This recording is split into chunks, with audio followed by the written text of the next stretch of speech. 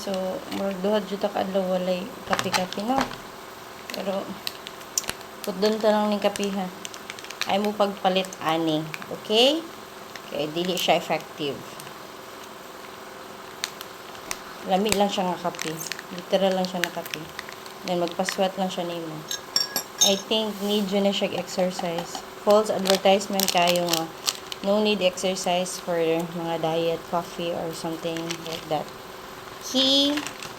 Ito sang ipa-expand atong chia.